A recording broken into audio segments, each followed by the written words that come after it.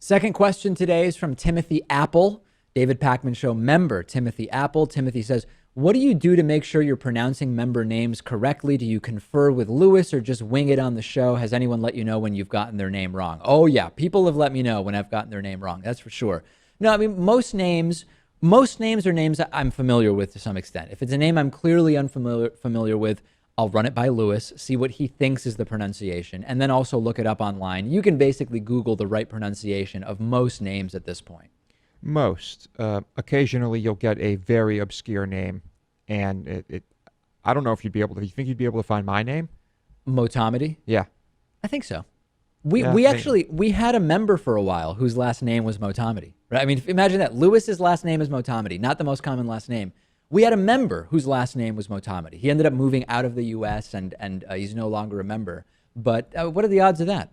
I mean, they could probably be calculated. I don't know. It could be calculated, but I don't feel like doing maths right now. There have been some errors in pronunciation a few times, and usually it happens when it's a name that looks like it would be straightforward to pronounce, but for whatever reason, it's pronounced a different way, right? I mean, the ones that are unusual names, we know to look up.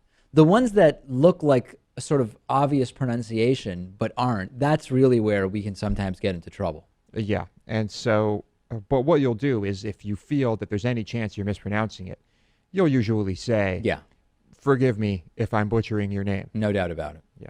I actually had, when I was younger, I came to the U.S. from Argentina, and I came pretty young, where like I speak English without an accent for the most part, and blah, blah, blah, blah, blah. But there were just some individual words that I never really understood until very late in the game, relatively late. There was, for many years, and this was pretty early, this was like first, second grade. I remember people would report to the teacher when someone said a swear, right? And I was like, what's that word that they're saying? Are they saying someone said square? And I thought that square was a swear word that we were not allowed to say for many years, until eventually I asked Ashley. Remember Ashley, our first, second grade. Well, you knew her later on, but I've known her since first grade.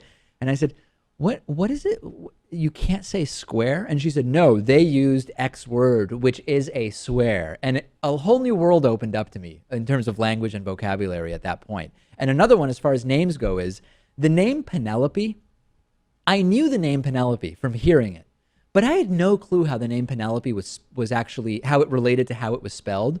So I'd say up until high school, I thought it was Penelope. I'm not kidding. I thought when I saw that name on paper, I was like, oh, I know about Penelope. I know that exists. But when I see this, I think that the name is Penelope. And I only found out like it's sophomore year, I think. Yeah, well, it's one of those. It's one of those words like epitome, right? Epitome. Yeah. Yeah. So I could see that being a tricky one. Yeah. No, that was a tough one.